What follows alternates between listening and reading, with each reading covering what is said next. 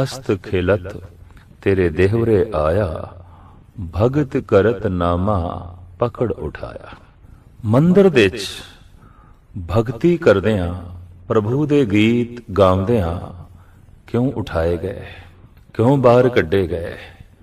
क्योंकि शूद्र जाति दे सन ते शूद्र जाति लई मंदिरां दा प्रवेश बंद सी। आप स्वयं कहंदे ने, हस्त खलित तेरे देहरे आया, भगत करत नामा पकड़ उठाया। हीनड़ी जात मेरी जाद मराया, छीपे के जन्म मुको काहे को आया। भगती भाव विच भिजे गीत आप जो गा रहे सन ते मंदिरां दे च जो कथा कीर्तन होंदा सी उस दे जो सुनन दा आप दे अंदर शौक सी, लेकिन ब्राह्मणां दा जो व्यवहार सी उस तो दुखत होके आप कहंदे ने, छीपे के जन्म मोको काहे को आया। हे प्रभु, तू छींबे दे घर मैनू जन्म क्यों दिता? क्योंकि भगती करन दा अख्तियार लोकी मैनू नहीं देंदे, मंदिरां दे चों धक्के मार के कढ़दे ने। ले कमली चलियो पलटाए, देहुरे पाछे बैठा जाए। आखिर अपना चदरा विछा के जिस दे उत्ते बैठा होया सी ओनू संभाल के समेट के मंदिर दे पिछवाड़े जा बैठा। आप दा ही वाक है, ज्यों ज्यों नामा हर गुण उचरे, भगत जना का देहुरा फिरे। जैसे जैसे वो प्रभु दे गीत गाउंदे ने, प्रभु विच लीन होंदे ने, वैसे वैसे मंदिर फिरदा है और मंदिर दा जो मुख द्वार सी उस दा मुंह नामदेव जी की तरफ हो गया, मूर्तियां दा मुंह नामदेव जी की तरफ हो गया और पंडियां की तरफ पिछवाड़ ला। फेर दिया नामे को देहुरा, पंडियन को पिछवाड़ ला। साहिब श्री गुरु नानक देव जी महाराज का भी फरमान है, हंकारियां निंदकां पिठ दे, नामदेव मुख लाया। ये मंदिर गौंडा दे च अज भी मौजूद है। श्री सचखंड हजूर साहब तो गालबन 40 मील की दूरी ते औरंगाबाद रोड दे ते एक गौंडा नाम दा बहुत वड्डा तीरथ है। इस औंडा नाम दे तीरथ दे उत्ते ही श्री नामदेव जी महाराज ने ये प्रभु दे गीत गाए ते आप नूं धक्के मार के बाहर कढ़िया गया। ये मंदिर इतिहासक मंदिर है और कस्बे दा नां औंडा है।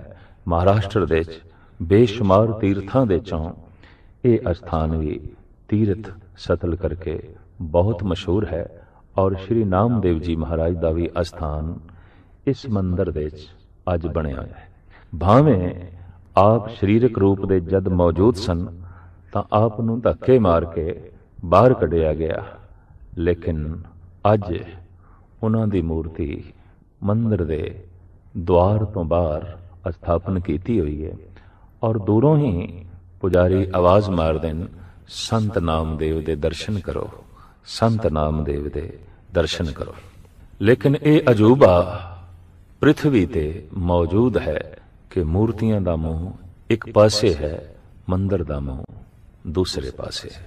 और ये अजूबा कहंदे ने श्री नामदेव जी महाराज करके होया, क्योंकि आप नूं जब धक्के मार के बाहर कढ़िया गया, आप पीछे जा बैठे तो मूर्तियां ने भी रुख नामदेव की तरफ ही कर लिया। खैर, महाराष्ट्र दे भ्रमण करदियां प्रभु गीत गाउंदियां आप मनुखता लई एक पवित्र माहौल बना रहे सन। दरअसल भगत दा होना ही वातावरण दा पवित्र होना है। ਉਹਦੇ शरीर दे चों जो लहरां निकलदियां ने, तिरंगा निकलदियां ने, वो आस पास के माहौल नूं पवित्र करदियां ने। जैसे कि भगत कबीर का कहना है, कबीर सो मुख धन है, जय मुख कहिए राम, देही किसकी बापरी, पवित्र होएगो ग्राम। देही दा ते कहना कि एक सुरत होके जो प्रभु गीत उचारण करने ने, प्रभु सिमरन करना है, ਉਹਦੇ नाल ते सारा नगर पवित्र हो जाता है, सारा शहर पवित्र हो जाता है। तो नामदेव ने थां थां ते महाराष्ट्र दे भ्रमण करना आरंभ किया। इस तो बाद आपने समस्त भारत दा भी रटन किया।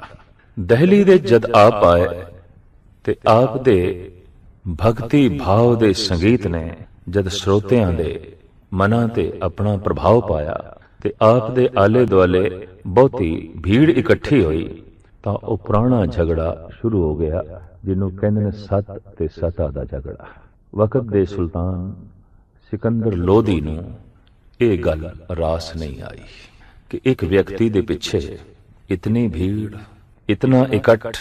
ਇਸ ਤੋਂ ਸਤਾਧਾਰੀ ਕਈ ਦਫਾ ਖਤਰਾ ਮਹਿਸੂਸ ਕਰਦੇ ਨੇ ਕਿ ਇੱਕ ਵਿਅਕਤੀ ਦੇ ਪਿੱਛੇ ਇਤਨੀ ਭੀੜ ਕਿਉਂ ਹੈ ਤੇ ਇਹ ਭੀੜ ਕਿਸੇ ਵਕਤ ਸਾਡੇ ਲਈ ਦੁਖਦਾਈ ਸਾਬਤ ਨਾ ਹੋਵੇ। ਲਿਹਾਜ਼ਾ ਸ਼੍ਰੀ ਨਾਮਦੇਵ ਜੀ ਮਹਾਰਾਜ ਨੂੰ ਪਕੜ ਕੇ ਹਿਰਾਸਤ ਵਿੱਚ ਲੈ ਲਿਆ ਗਿਆ ਔਰ ਸੁਲਤਾਨ ਨੇ ਕਿਹਾ ਕਿ ਮੇਰੇ ਘਰ ਦੀ ਇਹ ਕਪਲਾ ਗਊ ਮਰ ਗਈ ਹੈ, ਇਸ ਨੂੰ ਤੂੰ ਆਪਣੀ ਸ਼ਕਤੀ ਨਾਲ ਜਿਵਾ ਦੇ ਤੇ ਤੈਨੂੰ ਛੱਡਾਂਗਾ, ਵਰਨਾ ਨਹੀਂ। ਤੋ ਨਾਮਦੇਵ ਜੀ ਮਹਾਰਾਜ ਕਹਿੰਦੇ ਨੇ ਇਹ ਜਨਮ ਤੇ ਮਰਨ ਪ੍ਰਭੂ ਦੇ ਹੱਥ ਵਿੱਚ ਹੈ। ਹਮਰਾ ਕੀਆ ਕਛੂ ਨਾ ਹੋਏ, ਕਰ ਹੈ ਰਾਮ ਹੋਏ ਹੈ ਸੋਏ। ਇਹ ਜਨਮ ਤੇ ਮਰਨ ਰਾਮ ਦੇ ਹੱਥ ਦੇ ਚ ਹੈ, ਨਾ ਕਿ ਮੇਰੇ ਹੱਥ ਦੇ ਚ ਹੈ। ਸੁਲਤਾਨ ਕ੍ਰੋਧ ਦੇ ਚ ਆਇਆ, ਗੁੱਸੇ ਦੇ ਚ ਆਇਆ ਔਰ ਜੇਲ੍ਹ ਦੇ ਚ ਨਾਮਦੇਵ ਜੀ ਮਹਾਰਾਜ ਨੂੰ ਬੰਦ ਕਰ ਦਿੱਤਾ ਗਿਆ। ਦਹਿਲੀ ਦੇ ਪਤਵੰਤਿਆਂ ਨੇ ਆਖਿਰ ਸੋਚਿਆ ਕਿ ਕੀਮਤੀ ਇਨਸਾਨ ਹੈ, ਭਗਤ ਹੈ, ਔਰ ਐਸਾ ਨਾ ਹੋਵੇ ਕਿ ਰਾਜ ਹੱਟ ਦੇ ਸਾਹਮਣੇ ਇਸ ਦੀ ਕੀਮਤੀ ਜਾਨ ਚਲੀ ਜਾਏ। तो सारे पतवंते सुल्तान ਨੂੰ ਸਮਝਾਉਣ ਲਈ ਗਏ। ਜਦ ਵੀ ਕਦੀ ਰਾਜ ਹੱਟ ਤੇ ਭਗਤੀ ਦਾ ਹੱਟ ਆਪਸ ਵਿੱਚ ਟਕਰਾਉਂਦਾ ਹੈ ਤਾਂ ਵਾਕਈ ਰਾਜ ਹੱਟ ਲਈ ਇੱਕ ਕਿਆਮਤ ਹੀ ਨਾਜ਼ਲ ਹੁੰਦੀ ਹੈ। ਐਸਾ ਆਦਿ ਕਾਲ ਤੋਂ ਚੱਲਿਆ ਆ ਰਿਹਾ ਹੈ।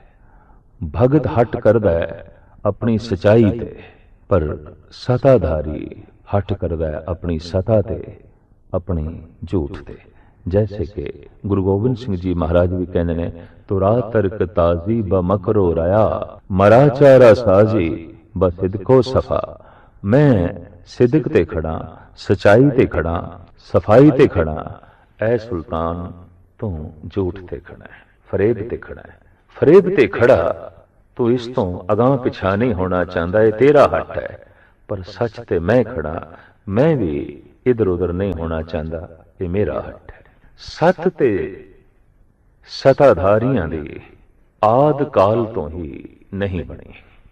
सताधारी सतवादियां दे गुण उन्हां दे आले दुआले श्रद्धालुआं दी भीड़ नूं वेख के औखे हुंदे रहे ने, ते सतवादी सताधारियां दे झूठ नाल कदी सहमत नहीं हुंदे रहे। तो नामदेव भी सहमत ना होए। सुल्तान ने कह दिता, नामदेव नूं करड़ी तो करड़ी सजा देंगे। लेकिन जब दिल्ली दे पतवंते सुल्तान दे कोल पहुंचे ते कहन लगे, ये कीमती मनुख है, इसदी होंद मनुखता दी तामीर विच सहायक होंदी है, मददगार होंदी है। ये ते चंदन दा वृक्ष है, चलदा फिरदा खुशबुआं वंडदा है, शीतलता वंडदा है, इनू छोड़ दो। सुल्तान कहते ने, मैं किसी कीमत ते भी नहीं छड़ना, एक कोई शर्त है, मोई हुई गऊ ये जिवा देवे। पर मोई हुई गऊ नूं जिवाण तो नामदेव ने इनकार किया है। दिल्ली दे धनाड़ सेठा ने, भगतां ने आखिर सुल्तान नूं कहा कि नामदेव दे शरीर दा जो वजन है, इतने वजन दा साडे कोल सोना ले लो, चांदी ले लो, नामदेव नूं छड़ दो। तां सुल्तान कहंदा है, माल लौं तां दोज़ख भरों, मैं दोज़खां दे च नहीं जाना, मैं धन माल लैके इस काफर नूं नहीं छड़ना। तो सारे पतवंते हाथ जोड़ के सुल्तान नूं कहंदे ने, मोई होई गऊ नामदेव नहीं जमाना चाहते, धन माल तुसी नहीं लेना चाहते, तां कोई तीसरा तरीसा कड्डो, कोई तीसरा मार्ग कड्डो, ताकि नामदेव की बंद खलासी हो सके। तो तीसरा तीका सुल्तान ने कहा, एक कोई है, ये राम कहना छड़ देवे, ये खुदा खुदा दा रटन करे। नामदेव नूं जद ये गल आखी गई ਤਾਂ ਕਹਿਣ ਲੱਗੇ ਨਹੀਂ, ਮੈਂ ਆਪਣੇ ਹੱਠ ਤੇ ਕਾਇਮ ਹਾਂ। ਉਸ ਸਮੇਂ ਭਰਮਣ ਦੇ ਵਿੱਚ ਨਾਮਦੇਵ ਜੀ ਦੀ ਮਾਤਾ ਵੀ ਨਾਮਦੇਵ ਜੀ ਦੇ ਨਾਲ ਸਨ, ਤੇ ਮਾਂ ਨੇ ਕਹਿ ਦਿੱਤਾ, ਛੋੜ ਰਾਮ ਕੀ ਨਾ ਭਜੇ ਖੁਦਾਏ, ਛੱਡ ਜਾਨ ਬਚਦੀ ਹੈ, ਖੁਦਾ ਖੁਦਾ ਕਹਿਣਾ ਆਰੰਭ ਕਰ। ਨਾਮਦੇਵ ਕਹਿੰਦੇ ਨਹੀਂ, ਮੈਂ ਐਸਾ ਨਹੀਂ ਕਰਨਾ, ਕਤਈ ਨਹੀਂ ਕਰਨਾ। ਤੇ ਮਾਂ ਕਹਿਣ ਲੱਗੀ, ਮੈਂ ਤੇ ਕਈ ਦਫਾ ਤੇਰੀ ਜ਼ਬਾਨ ਤੋਂ ਅੱਲਾ ਦੀ ਧੁਨੀ ਸੁਣੀ ਹੈ, ਖੁਦਾ ਦੇ ਗੀਤ ਸੁਣੇ ਨੇ, ਤੇ ਤੂੰ ਆਪ ਹੀ ਤੇ ਕਹਿੰਦਾ ਰਿਹਾ ਰਾਮ ਤੇ ਖੁਦਾ ਦੇ ਵਿੱਚ ਕੋਈ ਭੇਦ ਨਹੀਂ ਹੈ, ਔਰ ਤੂੰ ਐਸੇ ਗੀਤ ਗਾਉਂਦਾ ਰਿਹਾ। ਨਾਮਦੇਵ ਜੀ ਮਹਾਰਾਜ ਦਾ ਐਸਾ ਇੱਕ ਪਾਵਨ ਪਵਿੱਤਰ ਵਾਕ ਗੁਰੂ ਗ੍ਰੰਥ ਸਾਹਿਬ ਜੀ ਮਹਾਰਾਜ ਦੇ ਵਿੱਚ ਮੌਜੂਦ ਹੈ। ਮੈਂ ਅੰਧ ਲੈ ਕੀ ਟੇਕ ਤੇਰਾ ਨਾਮ ਖੁੰਦਕਾਰਾ, ਮੈਂ ਗਰੀਬ ਮੈਂ ਮਸਕੀਨ ਤੇਰਾ ਨਾਮ ਹੈ ਆਧਾਰਾ, ਕਰੀਮਾ ਰਹੀਮਾ ਅੱਲਾਹ ਤੂੰ ਗਨੀ। ਇਹ ਸ਼ਬਦ ਨਾਮਦੇਵ ਜੀ ਮਹਾਰਾਜ ਦਾ। ਕਰੀਮਾ ਰਹੀਮਾ ਅੱਲਾਹ ਤੂੰ ਗਨੀ, ਹਾਜ਼ਰਾ ਹਜ਼ੂਰ ਦਰਪੇਸ਼ ਤੋ ਮਨੀ, ਦਰਿਆਓ ਤੂੰ ਦਹਿੰਦ ਤੂੰ ਬਿਸਿਆਰ ਤੂੰ ਧਨੀ, ਦੇਹ ਲੇਹ ਏਕ ਤੂੰ ਦਿਗਰ ਕੋ ਨਹੀਂ, ਤੂੰ ਦਾਨਾ ਤੂੰ ਬੀਨਾ ਮੈਂ ਵਿਚਾਰ ਕਿਆ ਕਰੀ, ਨਾਮੇ ਚੇ ਸੁਆਮੀ ਬਖਸ਼ਿੰਦ ਤੋਂ ਹਰੀ। ਇਹਦੇ ਚ ਜਿਤਨੇ ਵੀ ਨਾਮ ਨਾਮਦੇਵ ਜੀ ਮਹਾਰਾਜ ਨੇ ਉਚਾਰਨ ਕੀਤੇ ਨੇ, ਕਰੀਬਨ ਇਸਲਾਮੀ ਨੇ। ਕਰੀਮਾ ਰਹੀਮਾ ਅੱਲਾਹ ਤੂੰ ਗਨੀ, ਹਾਜ਼ਰਾ ਹਜ਼ੂਰ ਦਰਪੇਸ਼ ਤੋ ਮਨੀ। ਤੋ ਇਹ ਸਾਰੇ ਨਾਮ ਇਸਲਾਮੀ ਨੇ। ਮਾਂ ਨੇ ਕਿਹਾ, ਤੂੰ ਤੇ ਕਈ ਦਫਾ ਅੱਲਾ ਅੱਲਾ ਦੀ ਧੁਨ ਰਟਦਾ ਹੈ, ਕਈ ਦਫਾ ਕਰੀਮ ਕਰੀਮ ਰਹੀਮ ਰਹੀਮ ਕਰਕੇ ਉਚਾਰਨ ਕਰਦਾ। ਅੱਜ ਕੀ ਹੈ, ਅੱਜ ਕਹਿ ਦੇ ਜਾਨ ਬਖਸ਼ੀ ਹੋ ਜਾਏਗੀ। ਤੋ ਸ਼੍ਰੀ ਨਾਮਦੇਵ ਜੀ ਮਹਾਰਾਜ ਆਪਣੀ ਮਾਤਾ ਨੂੰ ਕਹਿੰਦੇ ਨੇ, ਉਦੋਂ ਜਦ ਮੈਂ ਅੱਲਾ ਦਾ ਨਾਮ ਉਚਾਰਨ ਕਰਦਾ ਆਪਣੀ ਮੌਜ ਦੇ ਵਿੱਚ, ਆਪਣੀ ਮਸਤੀ ਦੇ ਵਿੱਚ, ਲੇਕਿਨ ਅੱਜ ਆਖਾਂਗਾ ਤੇ ਮਜਬੂਰੀ ਦੇ ਵਿੱਚ। ਜੇ ਅੱਜ ਆਖਾਂਗਾ ਤਾਂ ਜਬਰ ਹੇਠ, ਅੱਜ ਆਖਾਂਗਾ ਤਾਂ ਦਬਾਅ ਹੇਠ, ਤੋ ਦਬਾਅ ਹੇਠ ਕਹਿਣ ਵਾਸਤੇ ਮੈਂ ਤਿਆਰ ਨਹੀਂ। ਦਬਾਅ ਦੇ ਵਿੱਚ ਆ ਕੇ ਤੇ ਮੈਂ ਰਾਮ ਕਹਿਣ ਨੂੰ ਵੀ ਤਿਆਰ ਨਹੀਂ। ਮੈਂ ਖੁਦਾ ਕਿਸ ਤਰ੍ਹਾਂ ਆਖਾਂਗਾ? ਮੌਜ ਨਾਲ ਕਹਿਣਾ, ਮਸਤੀ ਨਾਲ ਕਹਿਣਾ, ਲਿਹਾਜ਼ਾ ਮੈਂ ਐਸਾ ਨਹੀਂ ਕਰਾਂਗਾ। ਕਹਿੰਦੇ ਨੇ ਕਿ ਸਾਤ ਘੜੀ ਜਬ ਬੀਤੀ ਸੁਣੀ, ਅਜੂ ਨਾ ਆਏ ਤ੍ਰਿਭੁਵਨ ਧਨੀ। ਨਾਮਦੇਵ ਜੀ ਮਹਾਰਾਜ ਨੇ ਪ੍ਰਾਰਥਨਾ ਕੀਤੀ, हे ਪ੍ਰਭੂ, ਮੈਂ ਆਪਣਾ ਫੈਸਲਾ ਤੇਰੇ ਹੱਥ ਛੋੜਦਾ, ਜੋ ਤੇਰੀ ਮਰਜ਼ੀ।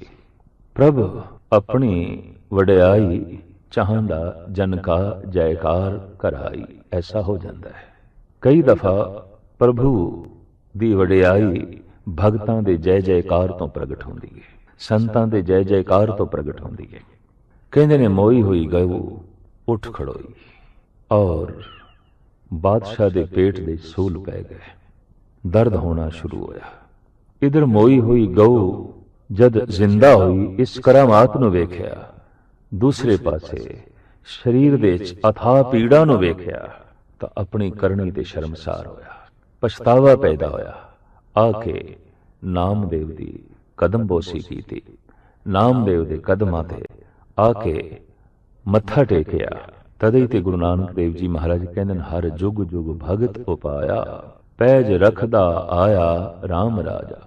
ਹਰ ਯੁਗ ਦੇ ਵਿੱਚ ਹਰ ਸਮੇਂ ਚੰਗੇ ਚੰਗੇ ਭਗਤ ਹੋਏ ਨੇ, ਔਰ ਉਹਨਾਂ ਦੀ ਲੱਜਾ ਪ੍ਰਭੂ ਆਪ ਰੱਖਦਾ ਰਿਹਾ, ਉਹਨਾਂ ਦੀ ਲੱਜਾ ਈਸ਼ਵਰ ਆਪ ਰੱਖਦਾ ਰਿਹਾ। ਸ਼੍ਰੀ ਨਾਮਦੇਵ ਜੀ ਮਹਾਰਾਜ ਭਰਮਣ ਕਰਦੇ ਹੋਏ ਥਾਂ ਪਰ ਥਾਂ ਉਪਦੇਸ਼ ਸੰਦੇਸ਼ ਦਿੰਦੇ ਹੋਏ ਆਖਿਰ ਵਾਪਸ ਪੰਡਰਪੁਰ ਆਏ।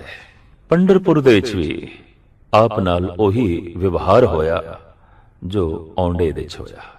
ਕਿਉਂ ਕਿ ਪੰਡਰਪੁਰ ਦੇ ਵਸਨੀਕਾਂ ਨੂੰ ਵੀ ਪਤਾ ਸੀ ਕਿ ਆਪ ਜ਼ਾਤ ਦੇ ਛੀਂਬਾ ਨੇ, ਔਰ ਨਵੇਂ ਕੱਪੜਿਆਂ ਨੂੰ ਖੁੰਭ ਤੇ ਚਾੜ ਕੇ ਧੋ ਕੇ ਤੇ ਫਿਰ ਉਹਨਾਂ ਨੂੰ ਰੰਗਣਾ, ਇਹ ਨਾਮਦੇਵ ਦੀ ਕਿਰਤ ਸੀ, ਨਾਮਦੇਵ ਦਾ ਧੰਦਾ ਸੀ।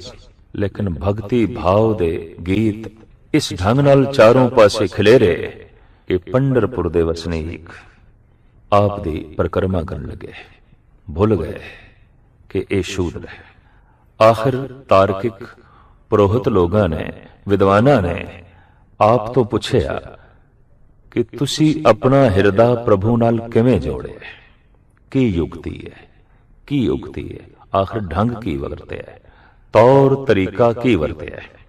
ਤੌਰ ਤਰੀਕਾ ਕਬੀਰ ਤੋਂ ਵੀ ਕਿਸੇ ਵਕਤ ਪੁੱਛਿਆ ਗਿਆ ਸੀ ਤਾਂ ਆਪ ਨੇ ਸਾਫ਼ ਕਹਿ ਦਿੱਤਾ ਸੀ, ਤਜ ਭਰਮ ਕਰਮ ਬਿਦ ਨਿਖੇਦ, RAM ਨਾਮ ਲੇਹੀ ਗੁਰ ਪ੍ਰਸਾਦ ਜਨ ਕਬੀਰ, RAM ਕਰ ਸਨਈ ਬਿਦ ਨਿਖੇਦ, ਬਿਧੀ ਨਿਸ਼ੇਦ, ਕੋਈ ਵਿਧੀ ਨਹੀਂ ਹੈ, ਕੋਈ ਢੰਗ ਨਹੀਂ ਹੈ।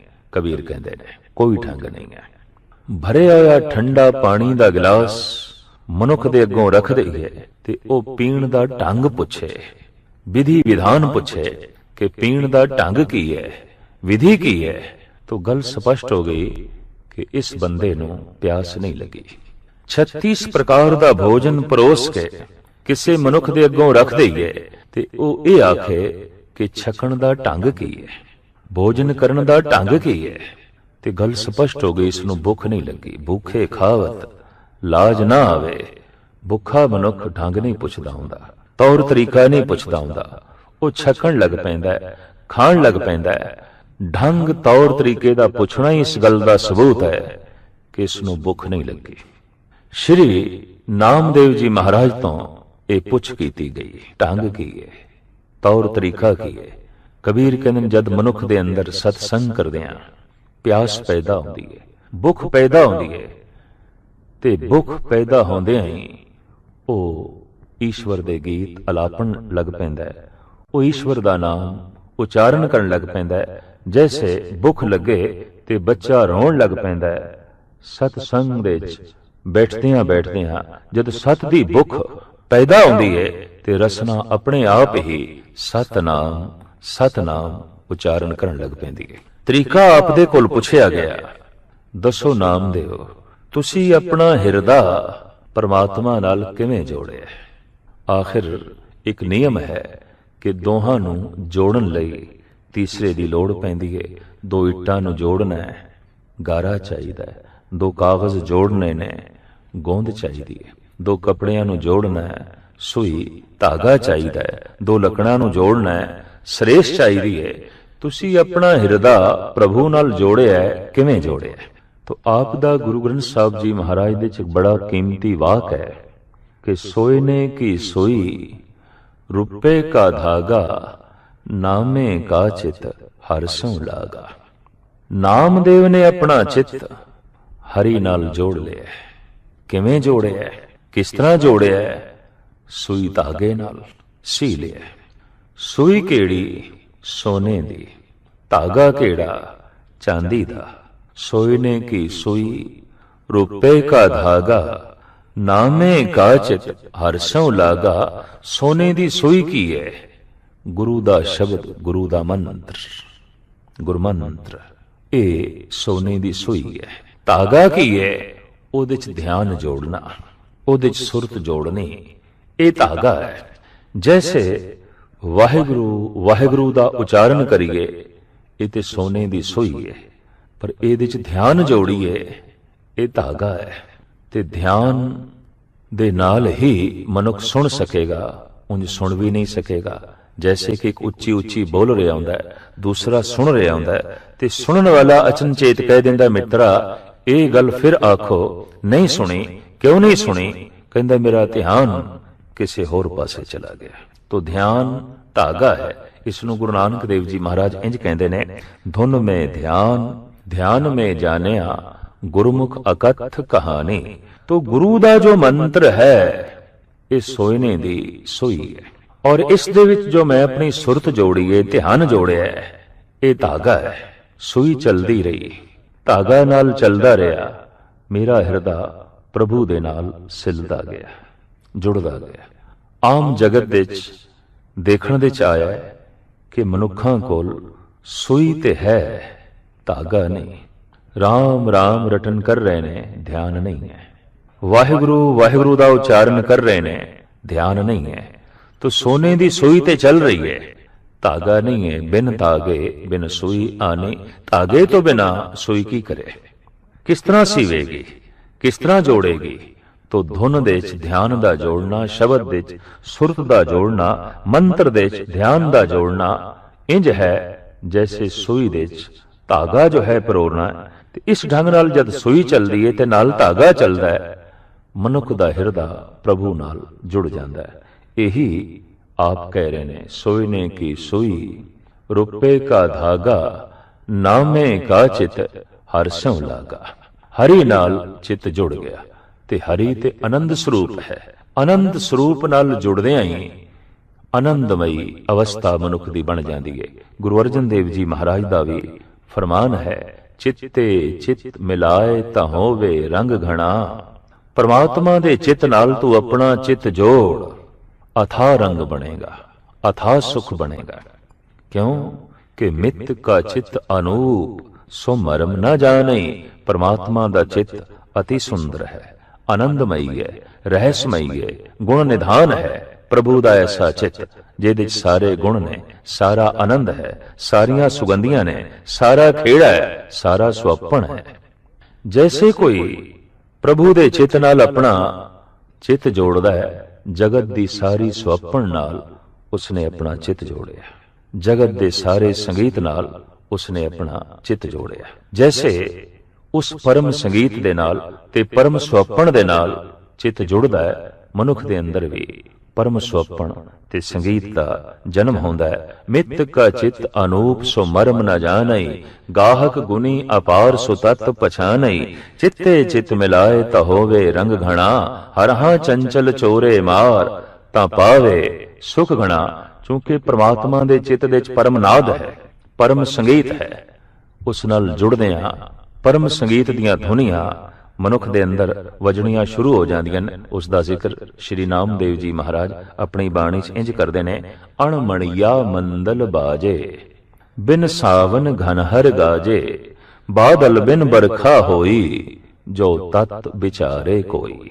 ਮੇਰੇ ਅੰਦਰ ਇੱਕ ਢੋਲ ਵਜ ਰਿਹਾ, ਨਾਮਦੇਵ ਕਹਿੰਦੇ ਨੇ, ਲੇਕਿਨ ਉਹ ਚਮੜੇ ਦਾ ਮੜਿਆ ਹੋਇਆ ਨਹੀਂ ਹੈ, ਪਰ ਵਜ ਰਿਹਾ ਹੈ, ਅੱਠੇ ਪੈਰ ਵਜ ਰਿਹਾ ਹੈ, ਬੜੇ ਸੁਰ ਦੇ 'ਚ ਵਜ ਰਿਹਾ ਹੈ, ਬੜੇ ਤਾਲ ਦੇ 'ਚ ਵਜ ਰਿਹਾ ਹੈ। ਅਣਮੜੀਆ ਮੰਦਲ ਬਾਜੇ। ਅੱਜ ਤੱਕ ਦੇ तमाम ਸਿਰਮੌਰ ਭਗਤਾਂ ਨੇ ਐਸਾ ਆਖਿਆ ਕਿ ਸਾਡੇ ਅੰਦਰ ਸੰਗੀਤ ਦੀ ਧੁਨ ਚੱਲਦੀ ਹੈ, ਰਾਗ ਦੀ ਧੁਨ ਚੱਲਦੀ ਹੈ। ਤੇ ਰਾਗ ਦੇ ਜਨਮ ਦਾਤੇ ਵੀ ਸੰਤ ਲੋਕ ਨੇ, ਭਗਤ ਲੋਕ ਨੇ। ਦਰਅਸਲ ਪ੍ਰਮਾਤਮਾ ਕੀ ਹੈ? ਪਰਮ ਸੁੰਦਰਤਾ ਔਰ ਪਰਮ ਸੰਗੀਤ, ਪਰਮ ਰਸ, ਪਰਮ ਆਨੰਦ। ਪਰਮਾਤਮਾ ਨਾਲ ਜੁੜਨਾ ਪਰਮ ਆਨੰਦ ਨਾਲ ਜੁੜਨਾ ਹੈ, ਪਰਮ ਸੰਗੀਤ ਨਾਲ ਜੁੜਨਾ ਹੈ, ਮਹਾਨ ਸੁਹੱਪਣ ਨਾਲ ਜੁੜਨਾ ਹੈ। ਇਹ ਠੀਕ ਹੈ ਕਿ ਪੁਰਾਣੇ ਸਮੇਂ ਦੇ ਵੈਦਿਕ ਰਿਸ਼ੀਆਂ ਨੇ ਵੀ ਜੋ ਈਸ਼ਵਰ ਦੇ ਗੁਣ ਮੰਨੇ ਨੇ, ਇਸ ਢੰਗ ਨਾਲ ਮੰਨੇ ਨੇ। ਸਤਿਅਮ ਸ਼ਿਵਮ ਸੁੰਦਰਮ, ਉਹ ਸਤ ਹੈ, ਸ਼ਿਵਮ ਉਹ ਪ੍ਰਕਾਸ਼ਮਾਨ ਹੈ, ਸੁੰਦਰਮ ਉਹ ਅਤੀ ਸੁੰਦਰ ਹੈ। ਸਤ ਚਿਤ ਆਨੰਦ ਉਹ ਸਤ ਸਰੂਪ ਹੈ, ਆਨੰਦ ਸਰੂਪ ਹੈ। ਸਤ ਸੁਹਾਣ ਸਦਾ ਮਨ ਚਾਓ। ਗੁਰੂ ਨਾਨਕ ਦੇਵ ਜੀ ਮਹਾਰਾਜ ਕਹਿੰਦੇ ਨੇ, ਉਹ ਸਤ ਹੈ, ਸੁਹਾਣ ਉਹ ਅਤੀ ਸੁੰਦਰ ਹੈ। ਸਦਾ ਮਨ ਚਾਓ ਉਹ ਸਦੀਵੀ ਖਿੜਿਆ ਹੈ। ਉਸ ਦੇ ਚਿੱਤ ਦੇ ਸੁੰਦਰਤਾ ਹੈ, ਦੈਵੀ ਗੁਣਾਂ ਦੀ ਸੁਹੱਪਣ ਹੈ, ਪਰਮ ਸੰਗੀਤ ਹੈ। ਤੋ ਪ੍ਰਮਾਤਮਾ ਨਾਲ ਜੈਸੇ ਕੋਈ ਜੁੜਦਾ ਹੈ, ਪਰਮ ਸੰਗੀਤ ਨਾਲ ਜੁੜਦਾ ਹੈ, ਪਰਮ ਸੁਹੱਪਣ ਨਾਲ ਜੁੜਦਾ ਹੈ, ਪਰਮ ਆਨੰਦ ਨਾਲ ਜੁੜਦਾ ਹੈ। ਇਸ ਵਾਸਤੇ ਨਾਮਦੇਵ ਜੀ ਮਹਾਰਾਜ ਕਹਿੰਦੇ ਨੇ ਕਿ ਮੇਰੇ ਅੰਦਰ ਪਰਮ ਆਨੰਦ ਦੀ ਛਾਪ ਲੱਗੀ ਹੈ ਔਰ ਮੇਰੇ ਅੰਦਰ ਦੈਵੀ ਗੁਣਾਂ ਦੀ ਪਰਮ ਸੁੰਦਰਤਾ ਪ੍ਰਗਟ ਹੋਈ ਹੈ। ਆਪ ਤੇ ਸਾਫ਼ ਕਹਿੰਦੇ ਨੇ, ਪ੍ਰਣਮੇ ਨਾਮਦੇਵ ਨਾ ਕੇ ਬਿਨਾ ਨਾ ਸੋਏ ਬਤੀ ਲਖਣਾ। ਸਰੀਰਕ ਤਲ ਤੇ ਅਗਰ ਸੁੰਦਰਤਾ ਦੇ 32 ਲੱਖਣ ਵੀ ਮਨੁੱਖ ਦੇ ਕੋਲ ਹੋਵਨ, ਪਰ ਦੈਵੀ ਸੁੰਦਰਤਾ, ਦੈਵੀ ਗੁਣਾਂ ਦਾ ਜੋ ਸੁਹੱਪਣ ਹੈ, ਇਹ ਬੰਦੇ ਕੋਲ ਨਾ ਹੋਵੇ तो 32 लक्षण भी किसी काम दे नहीं। कहो कबीर जैसे सुंदर स्वरूप, नाम बिना सब कुबज करूप। भावे कितना ही सुंदर होवे, अत सुंदर कुलीन चतुर, मुख ज्ञानी धनवंत, मृतक कहिए नानका जे प्रीत नहीं भगवंत। तो नामदेव जी महाराज कहते ने, मेरे अंदर परम सुहप्पण पैदा होया है और परम आनंद पैदा होया है, ते परम संगीत दियां धुनियां मेरे अंदर पैदा हो गई ने। नाद वज रहा है, अणमणिया मंदल बाजे, बिन सावन घन हर गाजे। बिना सावन तो मेरे अंदर बदल गरजदे पै ने। कबीर अंबर घन हर छाया, बरख बरे सरताल, चातरिक ज्यों तरसत रहे, तिनको कौन हवाल। गुरु रूपी बदल मेरे अंदर गरज रहा है, परमात्मा दा गर्जन शुरू है और अमृत नाम दी बरखा मेरे हिरदे ते हो रही है। परम संगीत परमनाद मेरे अंदर छिड़िया होया है। और इत्थों गल स्पष्ट हो गई, प्रभु नाल जुड़ना, परम संगीत नाल जुड़ना है, परम हरियावल नाल जुड़ना है, परम आनंद नाल जुड़ना है, परम सुहपण नाल जुड़ना है। श्री नामदेव जी महाराज दे अंदर भावना प्रधान है। दरअसल भगत नामदेव जी महाराज भावना प्रधान पुरुष ने, ते जिथे भावना प्रधान है, जज्बे प्रधान ने, बस ओही भगत है। दो तरह के मनुख ने, कोई अकल दे तल ते जीवदा है, कोई हिरदे दे तल ते जीवदा है। कोई बौद्धिक तल ते जीवदा है, कोई दिल दे तल ते जीवदा है। जीवन दे ये दो ढंग ने। जो बौद्धिक तल ते जी रहा है उस दे अंदर विचार प्रधान होवेगी। जो हिरदे दे तल दे ते जी रहा है उत्थे भाव प्रधान होवेगा। पर जो ना बौद्धिक तल ते जी रहा है ते ना हिरदे दे तल ते जी रहा है, वो मनुष्य ही नहीं है, वो पशु है। पशु इन्हां दोहां थल्लां तो थल्ले ही जीवदा है। इत्थे प्रश्न खड़ा होंदा है, भाव प्रधान है कि विचार प्रधान है। दरअसल विचार नाल वस्तु नूं समझना है, हस्ती नूं समझना है, और भाव नाल हस्ती नाल जुड़ना है, वस्तु नाल जुड़ना है। अगर भाव ना होए तां जुड़ नहीं सकांगे, विचार ना होए तां समझ नहीं सकांगे। जन्म तो मनुख भाव ही लैके आउंदा है। इस तो एक गल स्पष्ट हो गई कि विचार नालों भाव की आवश्यकता लियादा है, अधिक है। भाव प्रथम है, विचार बाद दे है। भाव करके एक मासूम बच्चा मां नाल संबंध जोड़दा है, पिता नाल संबंध जोड़दा है, भैणां नाल संबंध जोड़दा है, भरावां नाल संबंध जोड़दा है। अजे ते विचार की दुनिया उत्थे आरंभ ही नहीं हुई, अजे ते भाव की दुनिया। कहंदे ने परमात्मा नूं समझण दे विच ही ज्ञानियां दा समां लंघ जांदा है, और फिर भी पूरा समझना उसनूं कठिन है। थोड़ा जिहा जो तू समझे उहनूं हुण अपनी जिंदगी दे विच प्रयोग दे च लिया, तो हुण जज्बा पैदा कर, भाव पैदा कर, श्रद्धा पैदा कर ते उस नाल जुड़। जितना भी तू विचारेगा, विचारां दी पहुंच उस प्रभु तक नहीं होवेगी। थोड़ी बहुत जो विचार दे राही तेनू झलक मिली है, तो हुण जुड़न दी कोशिश कर। पर विचारां दी दुनिया जो बहुत अगे लंघ जाए, महान दार्शनिक हो जाए, महान फिलोसफर हो जाए, तो फिर उस लई जज्बियां नूं पैदा करना बहुत कठिन हो जाता है। उर्दू दे अजीम शायर इकबाल दा ऐसा कहना है, तेरे सीने में दम है दिल नहीं है, तेरा दम गर्म ये महफिल नहीं है, निकल जा अकल से आगे के ये नूर, चिरागे राह है मंजिल नहीं है। ऐ बंदे अकल दी दुनिया तो अगे लंघ जा, जज्बियां दी दुनिया च पहुंच, वलवलियां दी दुनिया च पहुंच, भावना दी दुनिया च पहुंच। जे तू कोई रस लेना है, स्वाद लेना है, आनंद लेना है। हकीकत है अकल ते रस्ते दा दीवा है, अकल ते रस्ते दा चानना है। ते हुण दीवे दी ही कोई परिक्रमा करदा रह जाए ते मंजिले मकसूद तक पहुंचना कठिन हो जाएगा। आम आख्या जाता है कई दफा अंधी श्रद्धा वाला भी भटकदा भटकदा पहुंच जाता है, पर कई दफा विचारां दी परिक्रमा करन वाला विचारां दे विच ही फसा रह जाता है, और ईश्वर तक पहुंचना उस लई औखा हो जाता है। विचारक अपने विचारां दे विच ही कई दफा उलझ के जो है रह जाता है। हजारों साल फिलॉसफी की तना तनी रही, खुदा की बात जहां पे थी वहीं पे रही।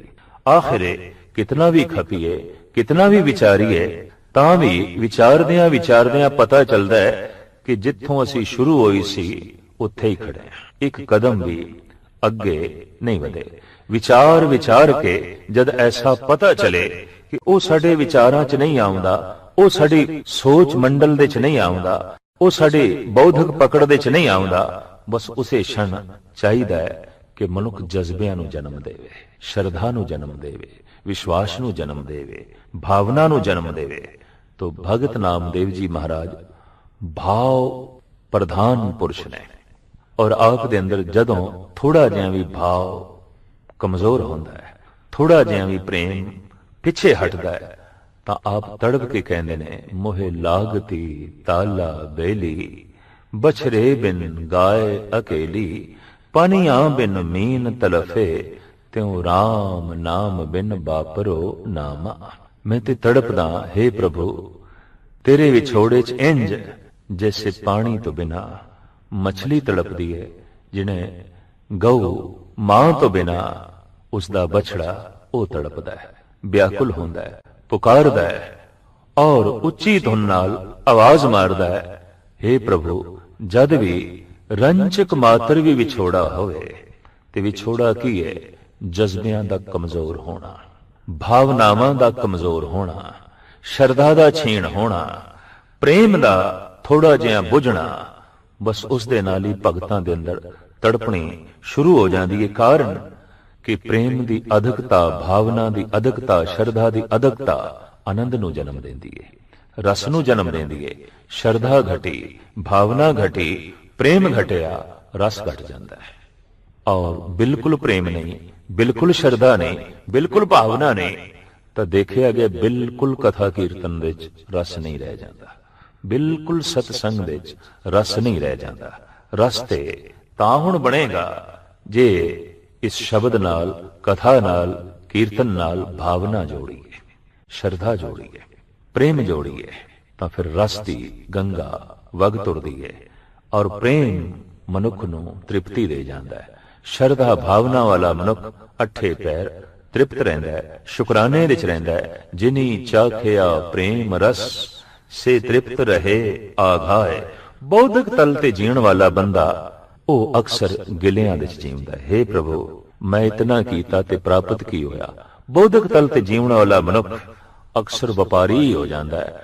ਤੋ ਦੁਨੀਆ ਦੇ ਚੋਟੀ ਦੇ ਵਪਾਰੀ ਸਮਝ ਲੈਣੇ ਚਾਹੀਦੇ ਨੇ ਕਿ ਬੌਧਿਕ ਤਲ ਤੇ ਜੀ ਰਹੇ ਨੇ, ਹਿਰਦੇ ਦੇ ਤਲ ਤੇ ਨਹੀਂ। ਤੇ ਦੁਨੀਆ ਭਰ ਦੇ ਚੋਟੀ ਦੇ ਸੰਤ ਭਗਤ, ਉਹਨਾਂ ਬਾਰੇ ਕਹਿਣਾ ਪਏਗਾ ਇਹ ਹਿਰਦੇ ਦੇ ਤਲ ਤੇ ਜੀ ਰਹੇ ਨੇ, ਬੁੱਧੀ ਦਾ ਪ੍ਰਯੋਗ ਕਰਦੇ ਨੇ, ਪਰ ਜੀਵਨ ਦਾ ਕੇਂਦਰ ਹਿਰਦਾ ਹੈ। ਵਿਆਪਾਰੀ, ਆਮ ਦੁਨੀਆਦਾਰ ਬੰਦਾ ਬੌਧਿਕ ਤਲ ਤੇ ਜੀਵਦਾ ਹੈ, ਵਿਚਾਰਾਂ ਦੇ ਤਲ ਤੇ ਜੀਵਦਾ ਹੈ। ਸ਼ਰਧਾ ਦਾ ਤੇ ਐਵੇਂ ਕਦੀ ਕਦੀ ਆਪਣੀ ਗਰਜ਼ ਦੀ ਪੂਰਤੀ ਲਈ ਇਸਤੇਮਾਲ ਕਰਦਾ ਹੈ, ਵਰਤੋਂ ਕਰਦਾ ਹੈ, ਔਰ ਇਸ ਤਰੀਕੇ ਨਾਲ ਸ਼ਰਧਾ ਵੀ ਅਪਵਿੱਤਰ ਹੋ ਜਾਂਦੀ ਹੈ। ਇਸ ਤਰੀਕੇ ਨਾਲ ਉਹ ਪ੍ਰੇਮ ਵੀ ਧੁੰਦਲਾ ਤੇ ਮੈਲਾ ਹੁੰਦਾ ਹੈ। ਤੋ ਭਗਤ ਨਾਮਦੇਵ ਜੀ ਮਹਾਰਾਜ ਕਹਿੰਦੇ, ਮੈਂ ਤੇ ਇੰਜ ਤੜਪਦਾ, ਹੇ ਪ੍ਰਭੂ, ਤੇਰੇ ਵਿਛੋੜੇ ਚ। ਤੇ ਵਿਛੋੜਾ ਉਦੋਂ ਹੀ ਆਉਂਦਾ ਹੈ ਜਦ ਪ੍ਰੇਮ ਮੱਧਮ ਪੈਂਦਾ ਹੈ, ਜਦ ਸ਼ਰਧਾ ਛੀਨ ਆਉਂਦੀ ਹੈ, ਜਦ ਕਿਧਰੇ ਭਾਵਨਾ ਨੂੰ ਸੱਟ ਲੱਗਦੀ ਹੈ, ਜਦ ਕਿਧਰੇ ਵਿਸ਼ਵਾਸ ਕਮਜ਼ੋਰ ਹੁੰਦਾ ਹੈ, ਉਦੋਂ ਰਸ, ਆਨੰਦ ਔਰ ਸਕੂਨ ਵੀ ਇੱਕ ਪਾਸੇ ਹੋ ਜਾਂਦਾ ਹੈ। ਤੋ ਤੜਪਣਾ ਤੇ ਕੁਦਰਤੀ ਗੱਲ ਹੈ, ਸ਼ੁਰੂ ਹੋਵੇਗੀ ਮੋਹਿ ਲਾਗਤੀ ਤਾਲਾ ਬੇਲੀ, ਬਛਰੇ ਬਿਨ ਗਾਏ ਅਕੇਲੀ। ਇਸ ਤਰ੍ਹਾਂ ਭਾਵਪੂਰਕ ਜੀਵਨ ਬਤੀਤ ਕਰਨ ਵਾਲੇ ਨੇ ਸ਼੍ਰੀ ਨਾਮਦੇਵ ਜੀ ਮਹਾਰਾਜ। ਸਿਰਫ ਆਪ ਦੇ ਅੰਦਰ ਭਾਵਨਾ ਹੀ ਪ੍ਰਧਾਨ ਨਹੀਂ, ਬਲਕਿ ਆਪ ਦੇ ਕੋਲ ਵਿਚਾਰ ਵੀ ਨੇ। ਐਸਾ ਨਾ ਸਮਝ ਲਿਆ ਜਾਏ ਕਿ ਭਗਤ ਵਿਚਾਰ ਬਿਲਕੁਲ ਨਹੀਂ ਰੱਖਦੇ, ਨਹੀਂ। ਉਹਨਾਂ ਦੇ ਜੀਵਨ ਦਾ ਕੇਂਦਰ ਤੇ ਸ਼ਰਧਾ ਹੈ, ਉਹਨਾਂ ਦੀ ਵਰਤਨ ਵਲੇਵੇ ਦੇ ਵਿੱਚ ਵਿਚਾਰ ਨੇ। ਉਹ ਵਸਤੂ ਨੂੰ ਸਮਝਦੇ ਨੇ, ਵਿਚਾਰ ਨਾਲ ਜੁੜਦੇ ਨੇ, ਭਾਵਨਾ ਨਾਲ। ਪਰਮਾਤਮਾ ਦਾ ਥੋੜਾ ਬਹੁਤ ਬੋਧ ਹਾਸਲ ਕਰਕੇ ਜੈਸੇ ਉਹ ਪ੍ਰਭੂ ਨਾਲ ਭਾਵ ਕਰਕੇ ਜੁੜਦੇ ਨੇ, ਤਾਂ ਪ੍ਰਮਾਤਮਾ ਦੀ ਬਹੁਤ ਵੱਡੀ ਸੂਝ ਭਗਤਾਂ ਦੇ ਕੋਲ ਆਉਂਦੀ ਹੈ। ਭਾਵੇਂ ਆਮ ਦਾਰਸ਼ਨਿਕ ਫਿਲਾਸਫਰ ਬਹੁਤ ਕੁਝ ਪੜ੍ਹਿਆ ਲਿਖਿਆ ਹੋਵੇ, ਤਾਂ ਵੀ ਉਹ ਤੈਨੂੰ ਸੂਝ ਨਹੀਂ ਰੱਖੇਗਾ ਜਿਤਨੀ ਕਿ ਭਗਤ ਕੋਲ ਹੈ। ਇੱਕ ਅਨਪੜ੍ਹ ਭਗਤ ਕੋਲ ਵੀ ਜਿਤਨਾ ਪ੍ਰਮਾਤਮਾ ਦਾ ਗਿਆਨ ਹੈ, ਉਤਨਾ ਚੋਟੀ ਦੇ ਪੜ੍ਹੇ ਲਿਖੇ ਕੋਲ ਵੀ ਨਹੀਂ ਹੋਵੇਗਾ, ਕਿਉਂਕਿ ਭਗਤ ਤੇ ਜੁੜਿਆ ਹੈ, ਭਗਤ ਨੇ ਤੇ ਰਸ ਮਾਣਿਆ ਹੈ, ਭਗਤ ਨੂੰ ਤੇ ਉਸਦੀ ਹੋਂਦ ਦਾ ਪੂਰਨ ਤੌਰ ਤੇ ਪਤਾ ਹੈ, ਕਿਉਂਕਿ ਉਹ ਜੁੜਿਆ ਹੋਇਆ ਹੈ। ਤੇ ਫਿਲਾਸਫਰ, ਦਾਰਸ਼ਨਿਕ ਵਿਚਾਰ, ਉਹ ਤੇ ਸਿਰਫ ਵਿਚਾਰ ਕਰ ਰਿਹਾ ਹੈ, ਉਹ ਤੇ ਸਿਰਫ ਵਿਚਾਰਾਂ ਦੇ ਤਲ ਤੇ ਜੀ ਰਿਹਾ ਹੈ। ਇਸ ਵਾਸਤੇ ਭਗਤਾਂ ਨੇ ਐਸਾ ਆਖਿਆ ਵੀ ਹੈ, ਭਗਤ ਸਿਰਮੌਰ श्री रविदास जी महाराज कहते ने, पढ़िए गुणिए नाम सब सुनिए, अनुभव भाव न तरसे, लोहा कंचन रिंड होए कैसे, जो पारस नह परसे। श्री कबीर जी महाराज दा भी ऐसा कहना है, हर जस सुने न हर गुण गावे, बातन ही असमान गिरावे, ऐसे लोगन स्यों क्या कहिए, जो प्रभ किए भगत ते बाहज, तिन ते सदा डराने रहिए। ये भगत विचारां दा ते सिर्फ प्रयोग करते ने, जीवदे ने हिरदे दे तल ते, भावना दे तल ते, और जब भावना करके प्रभु नाल जुड़ते ने तो इन्हां दे अंदरों जो गीत फुटते ने, जो ज्ञान फुटदा है, वो इस तरह है जैसे कि पहाड़ां दे चों कोई झरना वग तुरिया है। श्री नामदेव जी महाराज दे विचार कितने बुलंद ने, ज्ञान कितना महान है, उन्हां दे एक पावन पवित्र शब्द तो पता चलता है। आम गाथा है और वो भाई साहब भाई गुरदास जी ने भी लिखी है कि कम किते प्यो चलिया, नामदेव नू आख सुनाया। नामदेव नू सारी गल सुना दी। ठाकुर दी सेवा करें, घर दे च मूर्तियां रखियां सन ते नामदेव नू कहंदे ने तू अमृत वेले उठना है, तू ठाकरां नू इशनान कराण लई नदी तो मांजी हुई गागर दे च झल भर के लियावना है। पवित्र गागर दे च जल भर के लियावना है ते ठाकरां नू इशनान कराना है। बगीचे दे च जाके फुल तोड़ने ने, बगिया दे च जाके ते तोड़े हुए फुल्लां दी माला बना के ठाकर दे गल दे च पानी है। सिर्फ इतना ही नहीं, घर दे च जेड़ी कपिला गऊ है उसदा दुध चो के तू ठाकरां नू पिलाना है। ये सारा कर्म जो उन्हां दा पिता नित करदा सी, चूंकि अज किधरे बाहर कमकार लई जा रहे है तो नामदेव नू कह दिता है, जितने चिर तक मैं ना आवां ए सारा पूजा, ए सारा अर्चा बंधन तू करना है। अमृत वेले बने हुए रोजाना दे सुभाव मुताबिक आप उठे ने ब्रह्म मुहूर्त दे च, गागर पित्तल दी सिर ते रखी है, नदी दे तट ते गए ने, गागर खूब मांजी है, इशनान कीता है, गागर नू भरिया है, तां आप दी दृष्टि जल जंतुआं ते पै गई, मछलियां ते पै गई, कुछ मेंढक सन उन्हां ते पै गई, कुछ कछुए सन उन्हां ते पै गई। आप दे अंदरों अमर गीत दा झरना इंज फुटिया, आनी ले कुंभ भराई ले उदक, ठाकर कोई इशनान करो, पर 42 लख जीव जल में होते, बीठल भेला काहे करो। महाराष्ट्र दे प्रभु दा एक नाम बीठल भी है, उसे दा ही आप प्रयोग करते ने। बीठल नाम दा एक मंदिर भी है, बिठल मंदिर पंडरपुर दे च, और वो तीरथ है और बहुत वड्डी पूर्णमाशी वाले दिन भीड़ रहती है।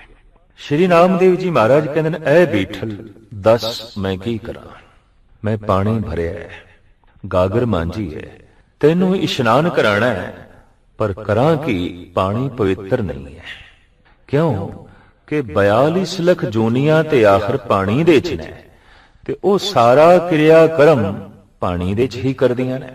जन्म उन्हां दा पानी दे च, जीवन उन्हां दा पानी दे च, मरण उन्हां दा पानी दे च, सारी क्रिया पानी दे च, और एक कुल मखलूक दा अद्धा हिस्सा पानी दे च। पुराने शास्त्रां दी गणत दे मुताबिक 84 लख जोनियां ने, जेदे चों 42 लख जल दे च ने, 21 लख थल जंतु ने, और 21 लख नभ जंतु ने, आकाश दे च उड़न वाले। इस ढंग नाल 84 लख की गिनती की गई है, पर यह अद्धा जीव मंडल सारे दा सारा पानी दे च है। तो नामदेव कहते ने, जद जीवन पानी दे च है, जन्म पानी दे च है, मरण पानी दे च है, ये पानी पवित्र नहीं हो सकता, ये ते अपवित्र है। हे प्रभु, मैं इस जल दा तेनू इशनान नहीं कराना। खाली गागर लेके आ गए और सोच रहे ने, अज ठाकरां नू इशनान नहीं कराना, पानी ते अपवित्र है, ते ए ते ठाकरां नू अपवित्र करना होवेगा। पर यह सोचनी आप दे अंदर जो फुटी है, ਗਾਲਬਨ 11 ਸਾਲ ਦੀ ਉਮਰ ਦੇ ਵਿੱਚ। ਛੋਟੇ ਨੇ, ਬੱਚੇ ਨੇ, ਪਿਤਾ ਬਾਹਰ ਜਾ ਰਿਹਾ ਹੈ ਤੇ ਪੁੱਤਰ ਨੂੰ ਸਮਝਾਇਆ ਹੈ ਇਹ ਸਭ ਕੁਝ ਤੂੰ ਰੋਜ਼ ਕਰਨਾ ਹੈ, ਪਰ ਇਸ ਮਾਸੂਮ ਬਾਲਕ ਦੇ ਧਾਰਮਿਕ ਸੰਸਕਾਰ ਇਤਨੇ ਪ੍ਰਬਲ ਨੇ ਤੇ ਬੁੱਧੀ ਇਤਨੀ ਉਜਵਲ ਹੈ। ਆਪ ਕਹਿੰਦੇ ਨੇ ਨਹੀਂ, ਇਹ ਜਲ ਤੇ ਅਪਵਿੱਤਰ ਹੈ ਤੇ ਅਪਵਿੱਤਰ ਜਲ ਦੇ ਨਾਲ हे ਪ੍ਰਭੂ ਮੈਂ ਤੈਨੂੰ ਇਸ਼ਨਾਨ ਕਰਾਵਾਂ ਤੇ ਕਿਵੇਂ ਕਰਾਵਾਂ। ਛੋਟੀ ਜਿਹੀ ਟੋਕਰੀ ਲੈ ਕੇ ਆਪ ਬਗੀਆ ਦੇ ਚ ਗਏ। ਫੁੱਲ ਤੋੜਨ ਲੱਗੇ ਨੇ ਤੇ ਫੁੱਲਾਂ ਦੇ ਉੱਤੇ ਮੰਡਲਾ ਰਹੇ ਨੇ ਭੌਰੇ, ਤਿਤਲੀਆਂ। ਆਪ ਦੇਖਦੇ ਆਂ ਇੱਕਦਮ ਹੈਰਾਨ ਹੋਏ ਕਿ ਸ਼ਹਿਦ ਦੀਆਂ ਮੱਖੀਆਂ ਵੀ ਫੁੱਲਾਂ ਦੇ ਚੋਂ ਰਸ ਕੱਢ ਰਹੀਆਂ ਨੇ। ਆਪ ਕਹਿੰਦੇ ਨੇ ਇਹ ਫੁੱਲ ਵੀ ਪਾਵਨ ਨਹੀਂ ਨੇ, ਪਵਿੱਤਰ ਨਹੀਂ ਨੇ, ਇਹਨਾਂ ਦਾ ਰਸ ਤੇ ਭੌਰੇ ਲੈ ਜਾਂਦੇ ਨੇ, ਇਹਨਾਂ ਦੇ ਚੋਂ ਰਸ ਤੇ ਸ਼ਹਿਦ ਦੀਆਂ ਮੱਖੀਆਂ ਕੱਢ ਕੇ ਲੈ ਜਾਂਦੀਆਂ, ਤਿਤਲੀਆਂ ਕੱਢ ਕੇ ਲੈ ਜਾਂਦੀਆਂ। ਲਿਹਾਜ਼ਾ ਇਹਨਾਂ ਫੁੱਲਾਂ ਦੀ ਮਾਲਾ ਪਰੋ ਕੇ ਹੇ ਠਾਕਰ ਮੈਂ ਤੇਰੇ ਗਲੇ ਕਿਸ ਤਰ੍ਹਾਂ ਪਾਵਾਂ, ਜਦ ਕਿ ਇਹਨਾਂ ਫੁੱਲਾਂ ਦਾ ਇਸਤੇਮਾਲ ਭੌਰੇ ਪਹਿਲੇ ਹੀ ਕਰ ਲੈਂਦੇ ਨੇ, ਤਿਤਲੀਆਂ ਪਹਿਲੇ ਹੀ ਕਰ ਲੈਂਦੀਆਂ ਨੇ, ਸ਼ਹਿਦ ਦੀਆਂ ਮੱਖੀਆਂ ਪਹਿਲੇ ਹੀ ਕਰ ਲੈਂਦੀਆਂ ਨੇ। ਆ ਨੀਲੇ ਫੂਲ ਪਰੋਈ ਲੈ ਮਾਲਾ ਠਾਕਰ ਕੀ ਹੋਂ ਪੂਜ ਕਰੋ, ਪਰ ਪਹਿਲੇ ਬਾਸ ਲਈ ਹੈ ਭੌਰੇ ਬੀਠਲ ਭੇਲਾ ਕਾਹੇ ਕਰੋ। ਹੂ ਬਹੁ ਇਸ ਤਰ੍ਹਾਂ ਦਾ ਵਾਕ ਭਗਤ ਰਵਿਦਾਸ ਜੀ ਮਹਾਰਾਜ ਦਾ ਵੀ ਹੈ। ਮਾਈ ਗੋਬਿੰਦ ਪੂਜਾ ਕਹਾਂ ਲੈ ਚਰਾਓ, ਅਵਰ ਨਾ ਫੂਲ ਅਨੂਪ ਨਾ ਪਾਓ, दूध ता बछरे थनो बिडारियो, फूल भवर जल मीन बिगारियो। हे प्रभु मैं किवें पानी नाल तैनू इशनान करावां, वो ते जल अपवित्र कर दिता मीन ने, फुल ते अपवित्र कर दिते ने, भौरियां ने, तितलियां ने, शहद दियां मक्खियां ने। हुण आप नूं ख्याल आया कि तीजा कम पिता ने सौंपिया सी, कपिला गऊ दा दुध ठाकरां नूं पिलाना है। तो अपनी माता नूं आख्या गऊ चो दिओ, दुध चाहिदा है। नामदेव दी माता ने गऊ दा बछड़ा खोलिया, बछड़ा थण चूंगण लग पिया ते नामदेव जी महाराज अपनी मां नूं कहंदे ने पहले ये बछड़ा दुध पिएगा। हाँ मेरे बच्चे, पहले बछड़ा दुध पिएगा तां ही गऊ दुध देंदी है। तो आप कहण लगे मां मैनूं ये दुध नहीं चाहिदा, इस दुध दा भोग मैं ठाकरां नूं नहीं लवाणा। क्यों? आनी ले दूध रिधाई ले खीरन, ठाकर को नैवेद करो, पर पहले दूध बितारियो बछरे, बीठल भेला काहे करो। हे बिठल दस मैं की करा, ये दुध ते पहले चुंग गया बछड़ा, उन्हें अपवित्र कर दिता है। थणा दे दूध ता बछरे थनो बिटारियो।